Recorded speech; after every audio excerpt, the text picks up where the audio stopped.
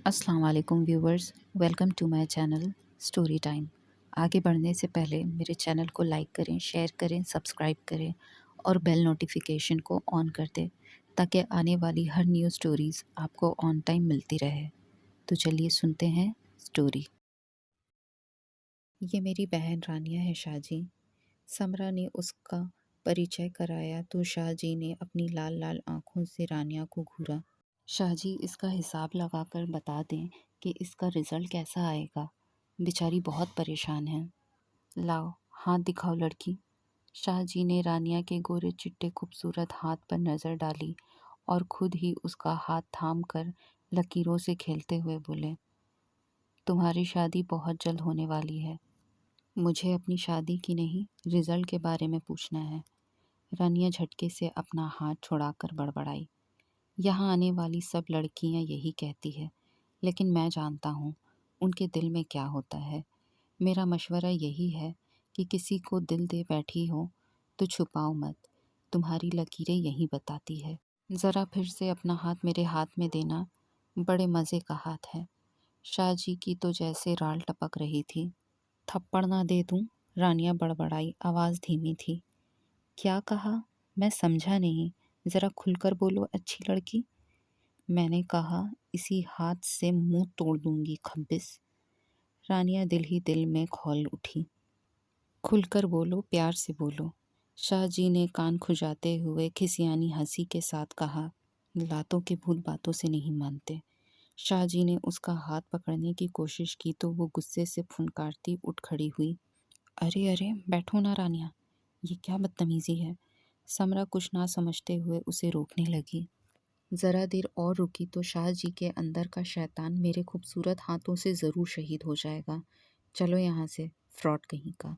रानिया गुस्से से भरी हुई वहाँ से बाहर निकल गई। आग लगा दूंगा, इस पर काला जिन सवार है। खैर, अभी जाओ, फिर देखूंगा इस लड़की को। शाहजी ने गुस्से से कहा और फिर इधर उधर देखने लगे कि उनकी बेइज्जती का तमाशा किसी और ने तो नहीं देखा। ठीक है ठीक है। उनकी असलियत जानकर समरा ने भी रनिया के पीछे लपकी। 45 साला खूबसूरत जवान को एक पढ़ी लिखी खूबसूरत ईमानदार जानदार वफादार लड़की चाहिए। लड़का एक रिसाले का एडिटर है, मालदार है, आमदनी हज़ारों में है।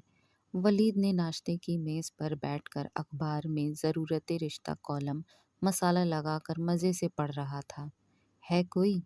बंद करो ये बकवास। वलीद की शोखी पर रानिया ने उसके हाथ से अखबार लेकर फाड़ फेंका। अरे अरे, क्या शादी नहीं करनी? वलीद चीखा, मगर वो पैर पटकती अपने कमरे में चली गई। पता नहीं इस लड़की को कब अकल आएगी। क्या मेरे मरने का इंतज़ार कर रही है? दादी अपना सर पीटने लगी। प्लीज़ दादी जान, ऐसी दिल हिला देने वाली बातें तो ना करें। अभी तो आपको मेरी शादी और बच्चे देखकर जाना है। हमना ने तेज़ी से कहकर अपनी ज़बान होठों में दबा ली। फिर इससे कहो कि जो रिश्ता कल तस्कीन बीबी लेकर आई थी उसके लिए हाँ कर दे, अगर एडिटर वेडिटर पसंद नहीं है तो। बल्कि वो तो लड़के की तस्वीर भी दे के गई थी। बोल रही थी लड़का डॉक्टर है। तस्वीर? कहाँ है तस्वीर? हमना ने बेताबी से पूछा तो दादी ने बताया, शायद मेरे तकिए के नीचे पड़ी है। हमना फ़ौरन उनके कमरे की तरफ दौड़ गई। वापस आई तो हाथ में तस्वीर और चेहरे पर हैरत नाच रही थी। दादी जान, ये तो वही लड़ाकू डॉक्टर है जिससे हॉस्पिटल में झड़प हुई थी और आपके हाथों वो पिटते पिटते रह गया। अरे, क्या वाकई वही है? मेरी नज़र कुछ कमज़ोर हो गई है शायद। दादी ने अपना चश्मा ठीक किया। जी, बिल्कुल वही है। ये तो कमाल हो गया भाई। ना जी ना, हम तो उस नकचढ़े को घास भी ना डालें। हमारी बच्ची क्या लूली लंगड़ी है? क्या हो गया है अम्मा? अच्छा भला लड़का तो है, रंग गोरा है, कद भी लंबा है, इतना काबिल सर्जन है। रानिया का कांच कितने प्यार से संभाल कर निकाला था बेचारे ने। नीलम फुप्पू ने फट से उस रिश्ते की हिमायत में वोट दे दिया तो दादी जान ने उन्हें आंखें दिखाई। ये लो और सुनो, तुमने तो उसकी तारीफ़ों के पुल भी बांध दिए। क्या रिश्वत खिला दी है उसने? दादी जान कब हार मानने वाली थी। अच्छा छोड़े ये नाराज़गी। लड़का अच्छा है, रानिया उसे अच्छी लगी थी, इसीलिए रिश्ता भेजा है। रानिया की मर्जी पूछ लें, फिर चटमंगनी पट ब्याह। तभी तो मैं कहूँ कि वो रोज़ रोज़ रानिया को हाथ की पट्टी कराने के लिए क्यों गिड़गिड़ा रहा था। क्या नाम है इस दिल फेंक का? दानिश, यानी कि अक्लमंद। हाँ, इतना भोला नहीं है जितना बन रहा है। दादी ने कुछ सोचकर नरमी से सर हिलाया। अगर आप कहें तो मैं खुद रानिया से बात कर लूँ? फुप्पू ने पूछा। कर लो, अब मेरी कौन सुनेगा इस घर में। ए बीबी, कहीं लड़की लड़के ने खुद आपस में गिटपिट तो नहीं कर ली और मुझे पागल बना रहे हैं। दादी ने दूर की सोच लगाई। कैसी बातें कर रही हैं अम्मा आप? क्या हमारी रानियां आपको ऐसी दिखती है? वैसे भी आपको पागल बनाना इतना आसान नहीं है। कल के बच्चों की क्या औकात है? कहती तो तुम ठीक हो। दादी ने खुश होकर सर हिलाया। अच्छा, सोचते हैं उस लड़के के बारे में। पहले अपनी राजकुमारी की मर्जी तो मालूम कर लो। ठीक है, मैं आज ही उससे बात करती हूँ। फाकिरा बेगम ने जवाब दिया और खामोशी से चाय पीने लगी।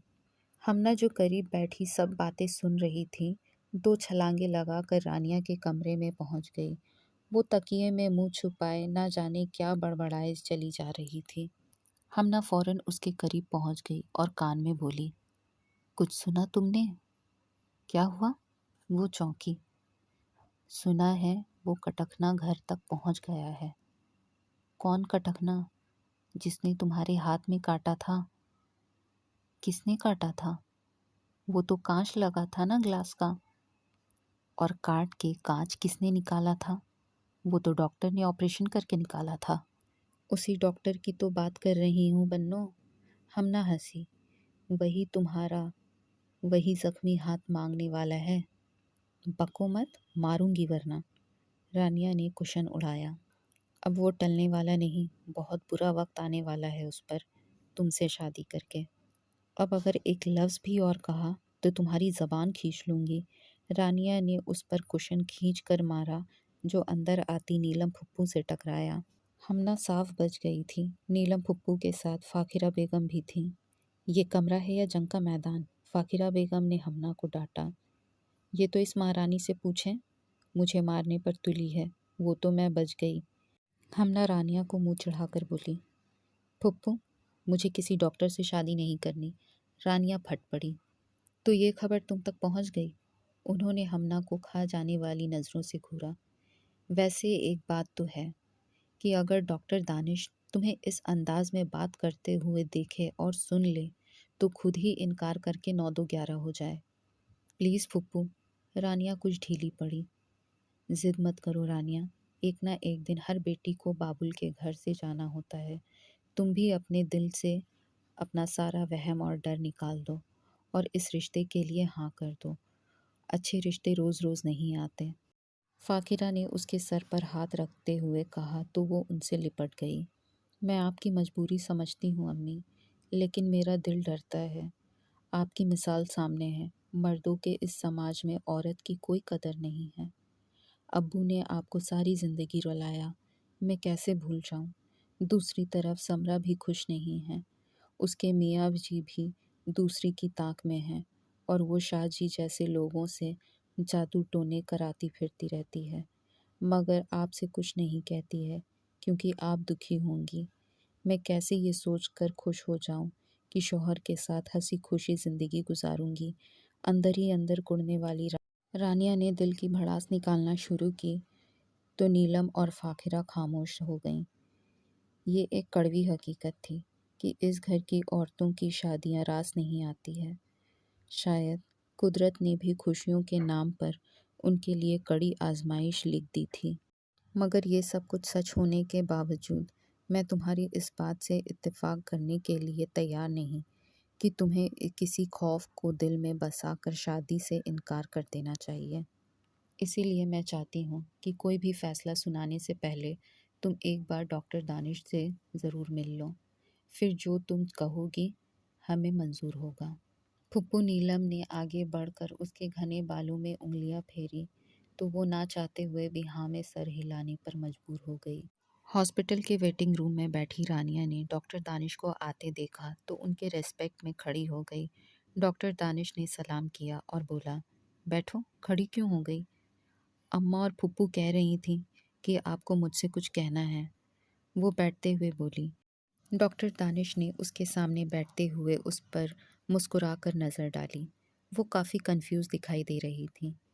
आप यकीनन हैरान होंगी कि मैंने किसी बढ़िया से रेस्टोरेंट के बजाय आपको यहाँ क्यों बुलाया। आप कुढ़ती भी होंगी। नहीं, ना मुझे हैरत है, ना मैं कुढ़ रही हूँ। रानिया ने उसकी बात पूरी नहीं होने दी और फ़ौरन बड़े एतमाद से शुरू हो गई। वजह यह है कि मैं बहुत ही अजीब से लोगों के बीच पली बड़ी हूँ, जो हर नासमझी को अक्लमंदी समझते हैं और ख़ुद को जस्टिफाई करने के लिए प्रूफ भी ढूंढ लेते हैं। आप कहें, आप क्या कहना चाहते हैं? रानिया का जवाब सुनकर डॉक्टर दानिश हंसा। मेरा ख्याल है कि आपने अपने अजीब होने का सबूत पेश कर दिया है।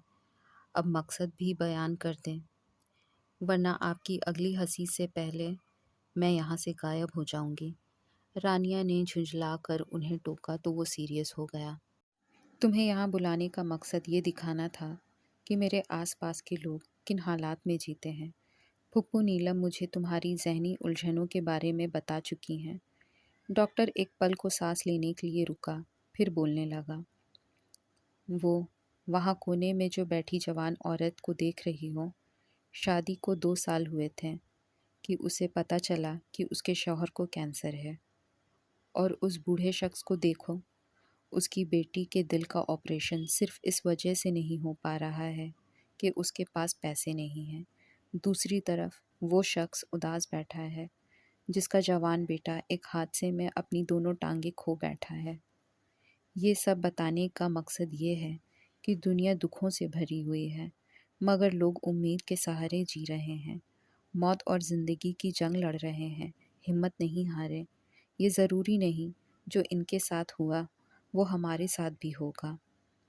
अगर तुम अपनी प्रॉब्लम्स को इनसे कंपैरिजन करो तो तुम्हें एहसास होगा कि तुम्हें तुम्हें तो कोई मसला ही नहीं।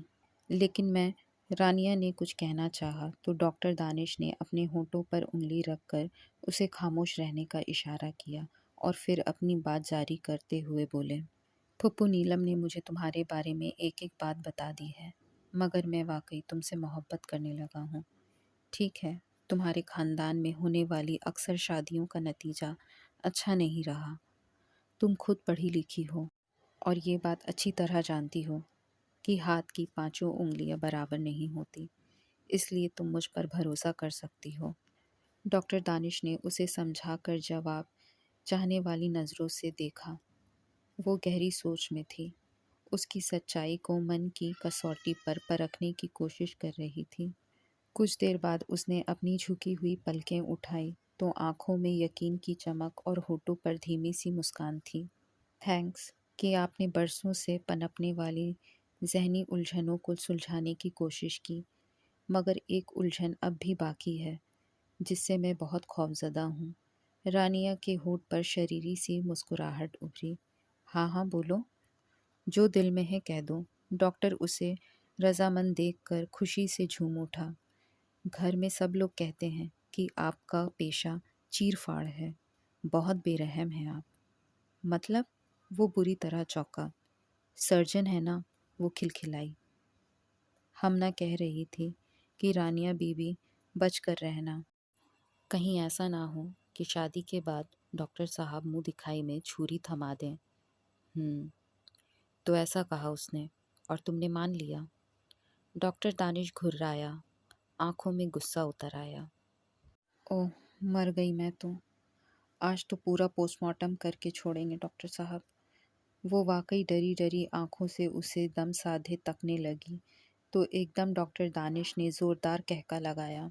बहुत बेवकूफ़ हो तुम और मासूम भी। इसी अदा पर तो फिदा हुआ है ये डॉक्टर। यकीन जानो, मुंह दिखाई में तुम पर फूलों की बारिश होने वाली है। डॉक्टर दानिश ने कुछ इस तरह इतने प्यार से यकीन दिलाया कि वो शर्मा गई। दिल ज़ोर ज़ोर से धड़कने लगा, चेहरा गुलाबी हो गया। मैं अब चलूं? वो धीरे से सर झुकाकर बोली। तो डॉक्टर दानिश कबूल है? डॉक्टर दानिश ने छेड़ा तो उसने धीरे से मुंह से निकाला, हाँ, शुक्रिया, बहुत बहुत शुक्रिया। डॉक्टर दानिश खिल उठा। उसकी आंखों में मोहब्बत थी, सिर्फ मोहब्बत ही मोहब्बत।